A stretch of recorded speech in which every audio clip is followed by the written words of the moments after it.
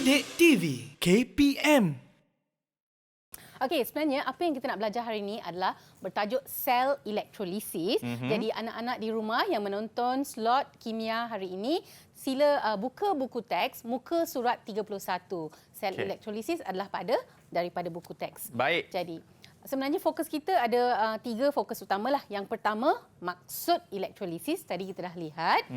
Lepas tu kita akan belajar tentang elektrolisis sebatian lebur dan seterusnya larutan aqueous. Jadi sekarang tanpa membazir masa, kita terus kepada elektrolisis lebur, iaitu kita menggunakan plumbum 2 bromida. Untuk itu, memandangkan kita tak boleh membuat eksperimen di makmal di studio sebab leburan ni akan membebaskan wap yang beracun. Jadi tidak selamat. Tak boleh buat pemanasan di sini. Mesti dimakmalkan. Jadi oleh demikian, kita hanya melihat aktiviti ini pada video. Marilah kita sama-sama menonton video elektrolisis plumbum 2 bromida lebur. Jom kita. Jadi aktiviti elektrolisis leburan ini tidak boleh dibuat di studio kerana membebaskan wap yang beracun. Jadi aktiviti ini ditunjukkan di dalam buku teks dan rajahnya adalah seperti yang dipaparkan. Dan di makmal kita menggunakan radas, walaupun dia labelkan sebagai mangkuk pijar, di sini saya menggunakan mangkuk penyejat supaya kita boleh nampak hasil dengan lebih mudah. Jadi lihatlah apa yang berlaku apabila arus elektrik dialihkan melalui pepejal plumbum 2 bromida, tiada pesongan jarum ammeter. Apabila kita panaskan, sila lihat dia dah mula melebur. Maksudnya melebur maksudnya pepejal berubah kepada cecair. Dan pada tahap ni bila dia sudah melebur, barulah jarum ammeter terpesong kerana ada arus elektrik. Dan seterusnya, hasil-hasil pada setiap elektrod terbentuk. Jadi apakah hasil yang terbentuk? Anod, wap perang berbau sengit dan katod globul kelabu. Jadi kita nak tengok apakah yang kita perhatikan tadi. Saya nak explain, saya nak jelaskan apa yang kita perhatikan dan apakah perubahan yang berlaku. Jadi untuk tu kita lihat slide. Ini adalah rajah di mana rajah elektrolisis yang saya tunjukkan tadi. Jadi kalau di studio saya telah pun memasang radas tersebut. Dalam radas tersebut kita mempunyai 2 elektrod. Elektrod yang dipasangkan kepada terminal positif bateri digelar sebagai anod, manakala elektrod yang dipasang kepada terminal negatif bateri ialah katod. So anod ni akan semua ion-ion yang bercas negatif akan tertarik kepada anod. Manakala ion-ion yang bercas positif akan tertarik kepada katod. Jadi dalam leburan plumbum 2 bromida, Akmal, saya nak tanya soalan. Ya cikgu. Apakah ion yang hadir di dalam leburan plumbum bromida? Alah, saya nak jawab je, dia orang nak jawab dah kat rumah tu cikgu. Silakan jawapannya. Betul ke cikgu? Marilah kita lihat sila lihat slide. Anod iaitu yang bercas positif, ion bromida bercas negatif tertarik ke anod. Manakala kepada katod, ion plumbum 2 tertarik. Maksudnya ion yang berlawanan cas dengan terminal tertariklah. Itu tertarik. Lepas tu apakah tindak balas yang berlaku? Kita nak tengok sama-sama lepas ni. Jadi kita lihat dulu. Apakah pemerhatian tadi? Pemerhatian tadi ada wap perang di anod. Manakala di katod ada globul kelabu. Jadi kita perlu bandingkan, ion bromida dan wap perang. Macam mana ion bromida ni menghasilkan wap perang? Jadi apakah tindak balas yang berlaku? Dan untuk globul kelabu, macam mana plumbum berubah kepada globul kelabu? Awalnya tak ada kan? Betul. Macam mana hasil itu terbentuk? Jadi kita lihat persamaan setengah. Semasa tindak balas di anod dan katod, berlaku nyah cas ion. Nyah cas maksudnya ion hilang cas. Jadi kalau ia adalah ion negatif, macam mana nak hilang cas? Dengan menderma elektron. Kalau nyah cas untuk ion positif, bagaimana ia nyah cas? Maksudnya ia hilang cas dengan menerima elektron. Dan hasilnya bromin dan bromin kan? Jadi untuk yang plumbum, Itulah hasilnya. Oh. Maksudnya ion bromida menderma 2 elektron. Biasanya kalau derma elektron ditulis di belakang dan menghasilkan bromin Br2, manakala untuk katod tadi ion positif tertarik, menerima elektron dan membentuk hasil Pb iaitu logam plumbum. Itulah globul kelabu yang kita perhatikan tadi. Baik. Jadi murid sepatutnya tahu apakah ion yang tertarik kepada anod dan katod. Dan yang kedua, apakah persamaan setengah untuk nyacas ion? Wah, nampak mudah kan cikgu? Mudah sebenarnya. Okey, seterusnya cikgu. Ni apa pula? Jadi, murid telah pun mempelajari tentang proses pengoksidaan dan penurunan. Okey, biasanya di anod memandangkan pendermaan elektron berlaku, maka anod biasanya proses yang berlaku ialah pengoksidaan. Okey, manakala di katod ion menerima elektron, itu adalah proses penurunan. Jadi murid telah pun mempelajari tentang proses pengoksidaan dan penurunan sebelum ini. Okey. Jadi itu adalah cerita mengenai sebatian lebuh. Okey. Sebatian lebuh mudah sikit. Okey, sebab dia ada satu anion, satu cation. Anion tu apa? Apa dia cikgu? Anion ialah ion yang tertarik ke anod, iaitu ion bercas negatif. Lepas tu apa tu cation? Cation. Cation ialah ion bercas positif. Macam mana nak hafal? Dia Cation. ada keyword dia tak cikgu? Kalau cation, KAT. T Betul. tu positif macam Ultraman. Oh. Cation, ion positif. Manakala anion, N for negatif kan? So anion ialah ion negatif. Negatif. Oh, okey. Cikgu, elektrolisis larutan aqueous. Jadi kita beralih kepada elektrolisis larutan aqueous pula. Jadi seperti yang saya terangkan tadi, larutan aqueous maksudnya ada kehadiran air. Kalau leburan tadi kita tak campur air, dia lebur je. Yang ni ada air. Oleh yang demikian, cation dan anion tambahan daripada air ada ion hidrogen iaitu H positif dan ion hidroksida iaitu OH negatif. Maksudnya ada tambahan ion. Jadi, marilah kita buat sedikit latihan ya. Okey. Cuba lihat jadual ni. Bahan atau larutan aqueous. Okey, kalau plumbum bromida, kalau dikurungkan sebagai Ce, maksudnya dia cecair.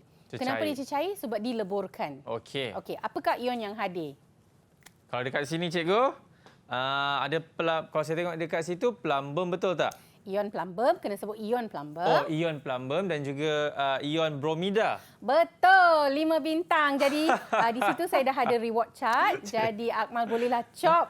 Kat mana cikgu nak chop cikgu? Oh, sini cikgu. Ya. Oh, tak kisah warna apa cikgu? Ya. Yeah. Betul ke ni Dapat cikgu? satu chop. Ya, betul. Okey, saya chop mana-mana Ya. Okey. Nah. Wow, pandai anak murid saya ya. Kita tengok jawapannya. Ion Pb2 positif dan ion Br negatif iaitu bromida. Okey, seterusnya saya beri contoh yang kedua. Okey. CuSO4 iaitu kuprum sulfat tetapi dalam kurungan AK. AK maksudnya aqueous. Okey. Jadi beza Ce itu cecair maksudnya dileburkan. Tak ada tambah air. Tapi kalau aqueous tambah air. So AK simbolnya. Itu dia punya ni. Apakah ion yang hadir? Saya rasa kalau daripada situ tadi cikgu cakap larutannya kuprum. Apa tu cikgu? Dia ada lagi satu tu kan? Kuprum. Ion kuprum. Ion kuprum. Kuprum dan juga ion yang itu. Itu dia. Itu saya nak sebut macam mana tu cikgu yang SO tu? Okey, ion sulfat. Oh, ion sulfat. So, ada ion kuprum dan ion sulfat daripada sebatian kuprum sulfat. Okey. Tetapi memandangkan ia adalah larutan aqueous, maka ada ion hidrogen dan ion hidroksida. Oh, Okey, kita buat satu lagi. HCl, iaitu asid hidroklorik. AK maksudnya ada air juga ya. Betul. Apakah ion yang hadir? Kalau dekat sini saya nampak semestinya keywordnya adalah ion yang chloride tu cikgu, yang Ion yes, betul. dan juga ni saya daripada bahan tu sebab formula dia HCl kan. H tu ion hidrogen dan Cl tu adalah ion klorida dan juga H positif dan OH negatif daripada air sebab dia aqueous. Okey. Dan yang terakhir sekali ini sepatutnya ion magnesium sulfat dengan ion hidrogen, ion hidroksida.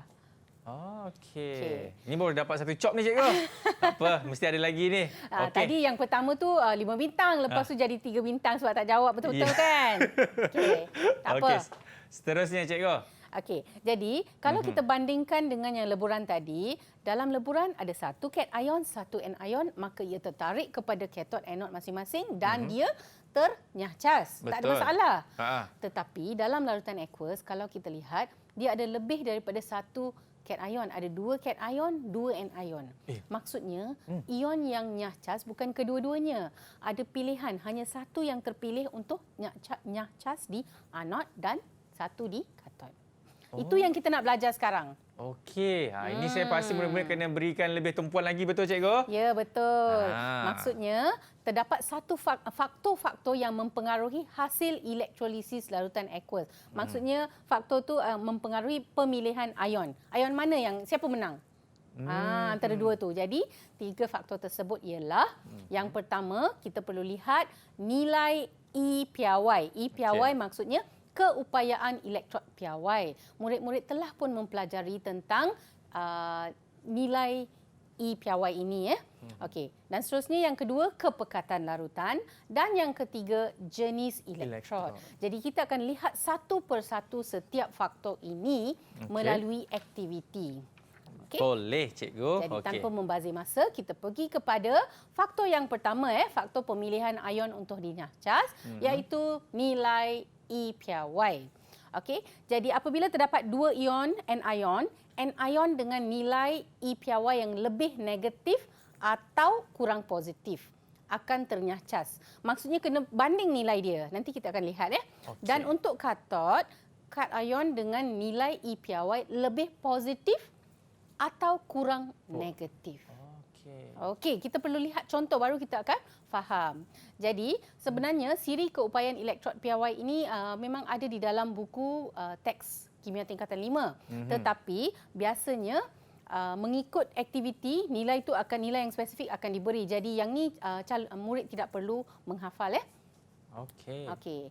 Jadi mula-mula kita lihat dulu. Okey, untuk elektrolisis kita ambil satu contoh larutan kuprum sulfat. Okey, ion yang hadir, ion kuprum 2, ion sulfat dah bincang tadi dan memandangkan ada kehadiran air, ion hidrogen dan ion hidroksida. Jadi yang mana tertarik ke anod yang bercas positif? Semestinya kalau dekat sini kita dapat lihat hidrogen tu adalah ke arah anod ke cikgu? Hidrogen bercas apa? Hidrogen dia bercharge dengan Positif ke negatif? Dia positif cikgu.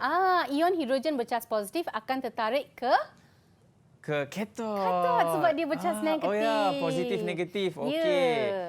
Dan seterusnya ion sulfat sebab dia bercas negatif, dia ke arah akan pergi ke anod sebab dia positif cikgu. Ya, betul. Sama juga dengan yang itu dia positif akan pergi ke negatif. Maksud kat sini cikgu fahamkan mana satu ion yang positif dia akan tertarik ke arah yang ion negatif, betul cikgu? Ya, betul. Jadi setakat ini kita hanya mempelajari yang mana tertarik ke anod dan katot. Tetapi belum belajar yang mana terpilih. Jadi kita perlu melihat eksperimen dulu, kita lihat hasil yang terbentuk dan barulah kita selepas tu kita bincang. Kita kaitkan pemerhatian dengan teorinya. Okey, jadi kita akan tonton video untuk elektrolisis larutan aqueous kuprum sulfat. Jom.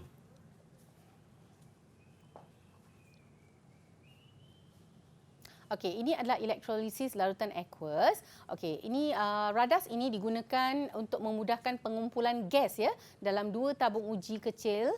Jadi menggunakan kaedah sesaran air ke bawah dan pemasangan kepada terminal positif dan negatif bateri adalah dari bawah. Jadi ini adalah video klip untuk menunjukkan kaedah mengisi sel elektrolisis. Mula-mula sel elektrolisis diisikan separuh penuh dan seterusnya tabung uji kecil itu diisikan dengan elektrolit sehingga penuh sebab tabung uji ini akan ditelangkupkan pada elektrod. Okey, satu tabung uji untuk terminal positif, elektrod positif dan satu untuk elektrod yang kedua iaitu negatif. Jadi itu kaedah menelangkupkan tabung uji. Okey. Hmm. Apabila dah siap, okey, ini adalah radas yang ditunjukkan di dalam buku teks. Jadi, apakah hasil yang berlaku apabila litar dilengkapkan? Okey, pemerhatian. Okey, kalau kita lihat, zoom in, terdapat gelembung gas. Nampak tak gelembung gas? Hanya pada anod, tetapi pada katod tidak kelihatan gelembung gas. Dan apabila gelembung gas itu, tabung uji itu diuji, maka terdapat pemerhatian kayu uji berbara menyala. Okey. Oh, itu dekat katod tu kan cikgu kan? Itu anod tadi. Anod Kayu tadi, kan? uji berbara menyala. Maksudnya Ah. gas apa tu? Kayu uji berbara menyala. Ujian gas apa tu? Ujian gas apa kawan-kawan? Tak apa, jangan risau. Biar saya yang jawab. Wah, untuk dapatkan cop ni cikgu. Biagi profesor fikir cikgu. Jawapannya ada apa cikgu? Oksigen. Oksigen. Oh, sebab tu dia ada bubble-bubble semua tadi tu ya, kan? itulah dia. Tapi itu anod. Tetapi pada katod tadi nampak tak enapan perang? Ya. Elektrod karbon berwarna hitam apabila selepas tindak balas terdapat enapan perang pada elektrod karbon tu. Wah, itu kalau kita buat betul-betul kat sini cikgu, saya akan lebih faham cikgu. Wah. Okey. Jadi kita lihat apakah sebenarnya yang berlaku. Okey, seperti yang kita lihat tadi, anod ion yang tertarik kita dah bincang, katod ion yang tertarik Cu2 positif dan H positif. Okey. Jadi seperti yang saya nyatakan tadi, pemilihan ion untuk nyacas kalau anod adalah yang Itu dia. yang mana satu? Yang itu cikgu. Yang Anod di ion kurang positif. Kurang positif. Atau negatif. Okey. Okey, kurang positif atau negatif. Memandangkan dua-dua positif, kita ambil yang kurang positif. Oh, Okey. Manakala untuk katod, Aha. kita akan ambil yang lebih positif. Yang lebih positif. Itu peraturannya. Dan itu dia punya bacaan dia betul cikgu? Yang dibulatkan merah tu? Maksudnya saya membulatkan merah untuk membandingkan antara dua. Jadi yang terpilih ialah untuk anod yang terpilih ialah OH negatif iaitu ion hidroksida dan untuk katod adalah Cu2 positif. Okey. Maksudnya nilai ni akan diberi, tak payah hafal dan kita bandingkan kalau anod yang kurang positif atau negatif. Kalau yang katod yang lebih positif. Itu peraturannya. Okey. Jadi sekarang kita lihat penulisan persamaan setengah bagi nyacas ion hidroksida untuk anod. Ion hidroksida menderma 4 elektron untuk menghasilkan gas oksigen dan 2 molekul air. Jadi O2 itulah yang hasilnya. Okey.